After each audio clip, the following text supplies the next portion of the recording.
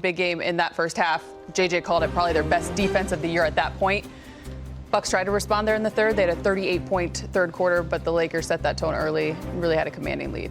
Yeah, I mean, the Lakers, they passed the test with an A+ on this trip. Playing last night, coming in, back-to-back game against Milwaukee, who are at home with Giannis and a great three-point shooting team. They started from the beginning with a defensive mindset, and you could tell that they were not allowing Giannis to get to the rim that much. Didn't close out that well. I mean, Milwaukee got some open shots. They just didn't knock them down. But the Lakers were able to eliminate them from getting offensive rebounds. They pressed the perimeter players. I know they made that run in the third, but the Lakers continued to come with the defense, and they were able to get some offense going as well. So hats off to a back-to-back game. They needed this game to have a successful road trip. They got the job done on the defensive end. Yeah, it's kudos to the coaching staff. They had a great game plan to stop Giannis, and when you have that game plan and you don't have a chance to practice, sometimes it's hard to execute. So kudos to the team too for maybe, have it done and shoot around. Well, they probably didn't have shoot around, and the meeting, and then they go out and execute, and they was able to implement that game plan. So kudos to them. And you also have to think about the way they got on the perimeter, offensive players too. They contested all threes, which is so important in this game, and then they rebounded. Because sometimes with the long threes and the way you're scrambling as a defensive team, the other team gets a lot of offensive rebounds. So they were able to secure the rebounds, get fast breaks, and more importantly, knock down shots. Because you can play great defense, but if you go down the other end, you don't shoot it very well. It doesn't it doesn't do you any good. So I really like the overall game plan, especially on the last game of the road trip, because sometimes that last game, all you think about is getting home to the wife and kids. But they played well, and I'm happy that they sustain that lead and win the game. So much better coming back to LA too with a win under your belt. That long flight, you're now 7-2 on the road, 10-4 overall are the Lakers. Talk about securing rebounds. They also secured the game ball. This is what happened at the end of this Never one. seen this before. Interesting handoff for quite some time. Coaches got involved until Giannis said, "Hey, give the game ball to the Rook." Give me the damn ball. Hey, that settled that really fast when the leader of the league team says, "You know what? Just give him the ball, man. It's just the ball. We got a million of them in the back." You know who else could have got the game ball?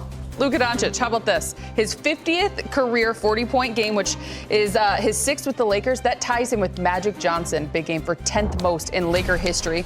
It's his fourth 40-point game of the season alone. He had 41 tonight. 18 of 20 from the free throw line. Those 18 makes ties a career high for him.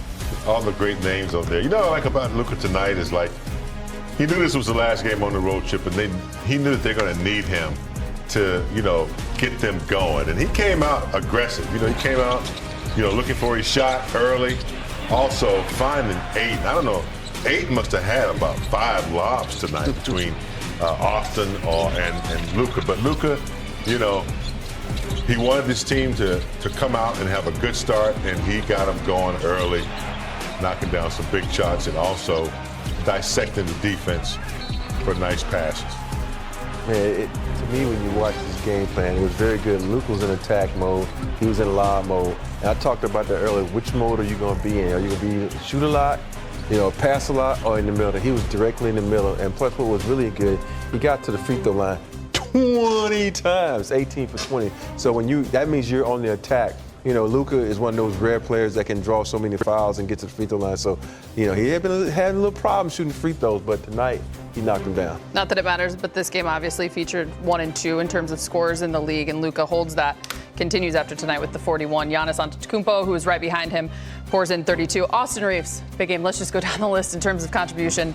He was just as good. 25, 8, and 6 plus 14. It's like as if it wasn't Luka, it was Austin. Yeah, he's back on his saddle. Back on his horse after that groin injury, and then coming back a little less than he wanted to.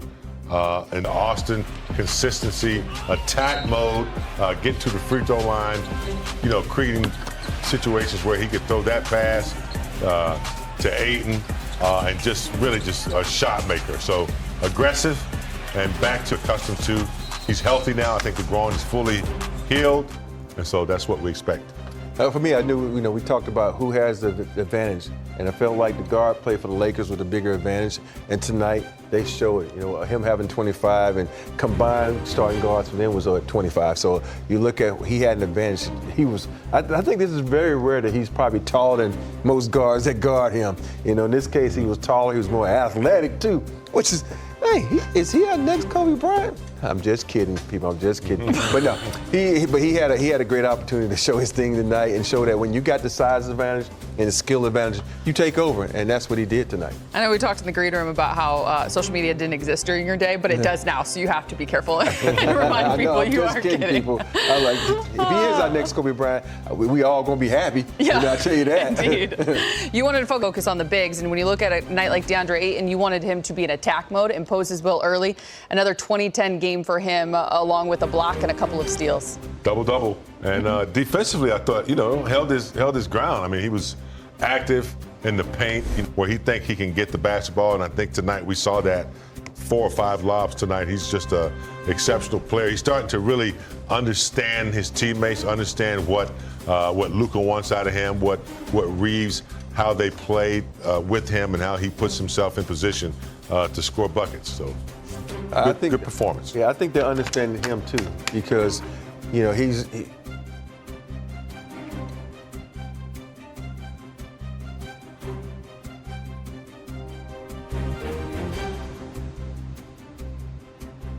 he's used to picking, he's used to popping, he's used to doing a little bit of everything. So that one move they showed, I think it was the second to the last clip there where they showed up hook, because we know how good he is at shooting the free throw line jumper.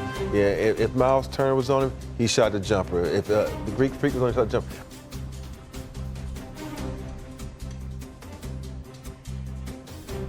But when they switched to a little guy, he just rolled to the basket and abused him, like Shaq would say, barbecue chicken. And that's what you have to do as a big. You have to turn and assess the situation. And he is so good at that. I don't think we really realize that, because he looks, the little guy, he goes to the rack. Big guy, he shoots a jumper, because most people in this day and age, they just sell it for the jump shot because that's the easy way out. But he's a hard worker. He's understanding the game, and more importantly, his teammates are starting to understand who he is as a player. They're embracing one another, and that's big, as he has mentioned, with each rep that he gets. The Lakers improved to 6-4 versus teams above 500, along with 2-1 on the second night of back-to-backs. Time to hear from Coach JJ Redick, brought to you by your Toyota dealers. JJ, after those, there's a song on there called A Week Ago, and one of the lines, the main line, is "It was all good just a week." I told the team yesterday, a week ago from yesterday, we were practicing in Atlanta. We were 7-2. We were feeling good about ourselves. And then you don't play well for 3 games a week in this league. I mean, this is the NBA, and you got to find moments to recapture what makes you a good basketball team. And I think over the last 24 hours, we've done that. I just want to say a couple things about the game overall. I want to give a lot of credit to my staff. Sometimes with these turnarounds, the prep for the players becomes difficult. We met at 40 on the clock. We got in at 3 a.m. last night, so we didn't want to overwhelm them when they were zombies at 12 p.m. So we met at 40 on the clock, and I thought, Coach Ty, Scotty, Greg, Drew Seifert, like all these guys that worked on this scout did a really good job of creating clarity for our team, and we were able to go out and execute that, and that's a credit to our guys. And the second thing is, like, Maxi Kleba has not been in the rotation